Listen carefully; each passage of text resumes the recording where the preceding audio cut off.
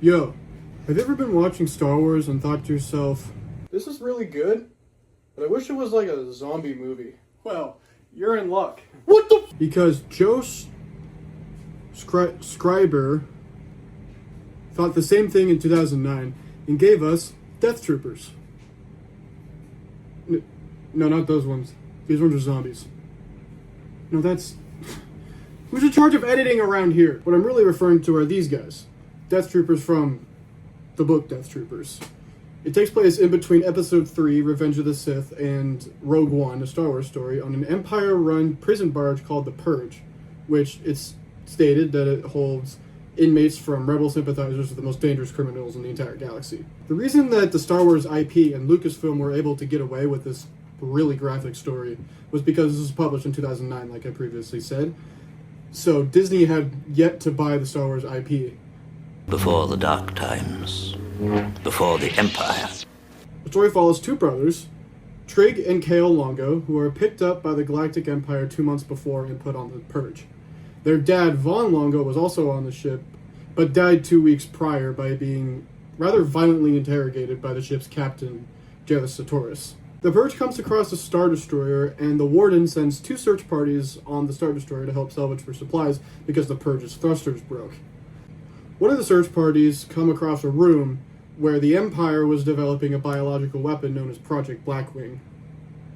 This causes most of the Purge to become infected with the virus, which turns people into zombies, shocker, and it's up to the Longo brothers, the Purge's medic Zahara, Han Solo and Chewbacca in a surprise appearance that we'll talk about later, to find a way to survive the infected Imperials. I really like the book. Like, later on, I'm gonna say a lot of negative things about it, but a lot of the pros outweigh the cons for this book. I mostly like it because it's a different viewpoint that we haven't seen in Star Wars before. Well, until Ahsoka, but we don't need to worry about that. Know your f***ing place, trash! Like, the whole zombie apocalypse type scenario, I really like. Well, I'm a little biased because I like horror movies. I've seen Texas Chainsaw Massacre and the Alien poster, and if you want to count Jurassic Park too. But yeah, I think it covers zombies really well. One thing that Death Troopers does extremely well is visual imagery. Like, it does it really good. The scene where, like, the search party discovers the virus on the Star Destroyer, it says that there's, like, pink organisms on the wall that look like a breeding experiment between peeled fruit and fish. And then they walk closer, only to discover, oh, that wall is covered in human lungs that are all breathing in unison. The Death Troopers are also described as, like, withered. They look like pork loin and, like, rotten pork loin and pulled pork and, like, all these different types of meats. It's really effective. It's really gross. I love it. I'll touch on characters briefly in the positives, but they're mostly negative, kind of, in my opinion, but we'll talk about that later. They don't really have much defined development because most of their development is just, like, learning, oh, we have to stick together, and resilience is key to survival, and trusting each other is really key to survival as well. But one character has the most interesting development in the story, the character I mentioned previously who beat their dad to death, Captain Sartoris.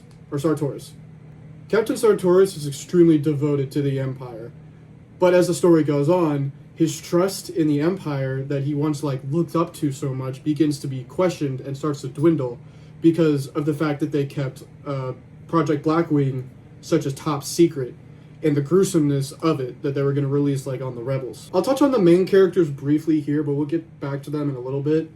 Trig and Kale don't receive that much development, especially Kale, because, like, a quarter way through the book, he just gets shot in the back of the head while trying to get a wound fixed. So, yeah, most development he gets is he just turns into a zombie. Trig's development is a little bit more interesting, though, because he is, like, younger. I think he's, like, 15, 14 years old. And he's grieving his father's death, like, heavily. But he eventually overcomes it. But it's not in a really fun way. Like, if you were to ask me, confronting your father's death by seeing him half decomposed as a zombie, with like half the flesh off his face gone and his intestines hanging out of his torso, then blasting what remains with his face off with a gun.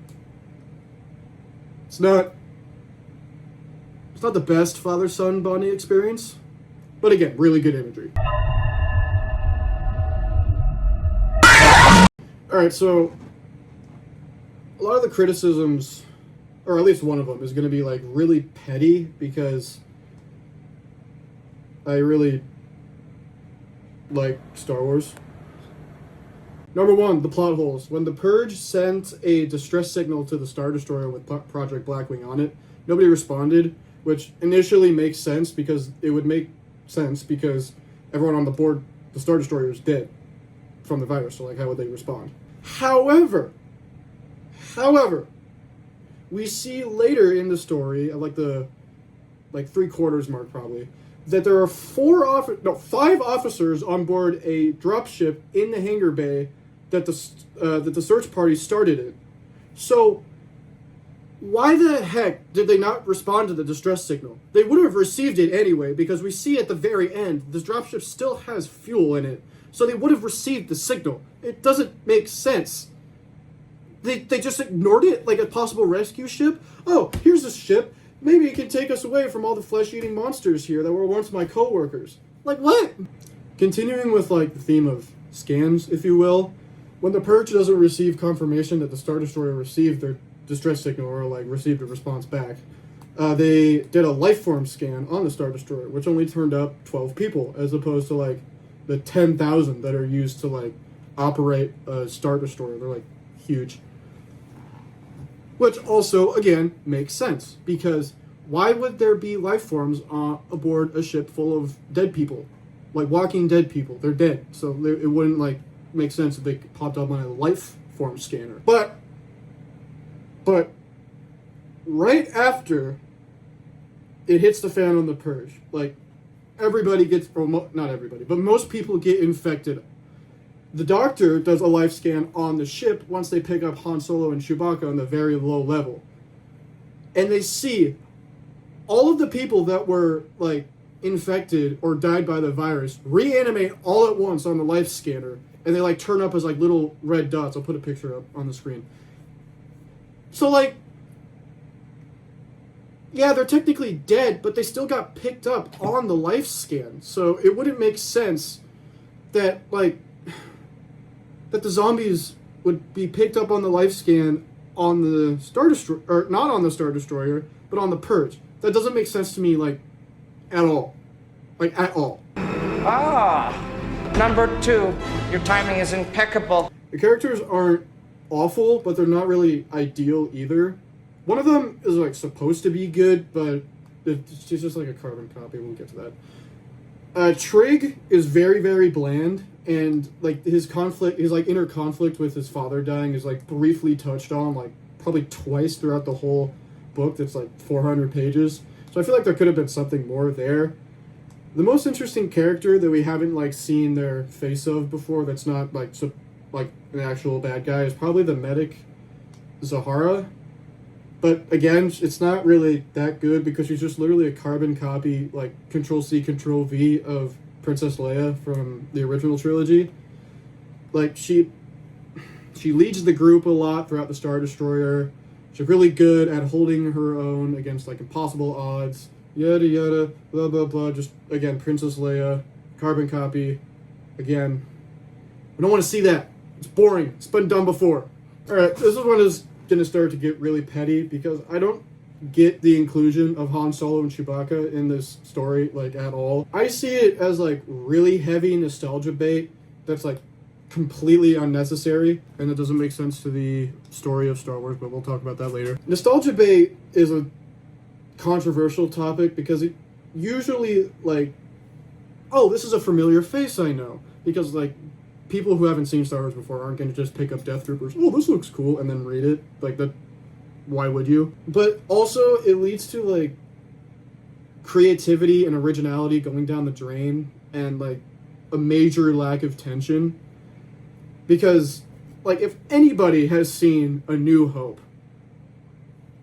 even once, you would know that Han Solo is in that movie. And this book takes place before A New Hope. So it doesn't make sense to include a character that, in a horror book, that is in the movies at all, in my opinion. It removes the tension completely, because you're like, oh, are these characters going to survive? We don't know. Oh, will they, won't they type situation. It's just kind of removed.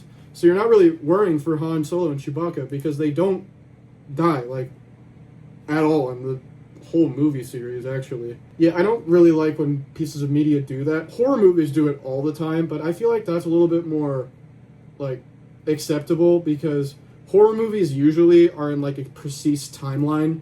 Like, if you take Scream, for example, in Scream, I want to say 5? I think Scream 5.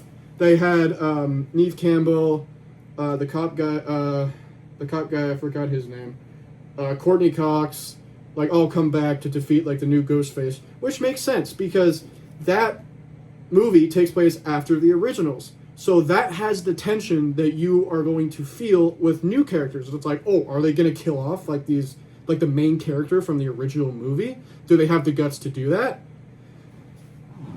But if it takes place before, it just removes that completely. Alright, this is peak pettiness with Han Solo and Chewbacca. Alright. The fact that Han and Chewie are on the prison barge in the first place makes literally no sense. From, like, a common sense basis kind of way. So, Han and Chewie have been on the Purge for, like, about a year in Zero BBY. More specifically, this is 2 months before A New Hope. Like, the events of The New Hope happen.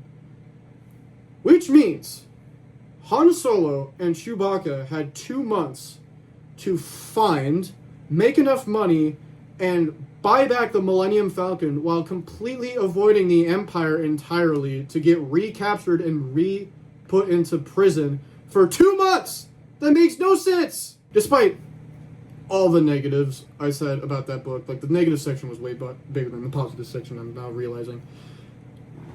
I really, really like this book. Like, it is so good. If you are a Star Wars fan in any way, I highly, highly recommend this book.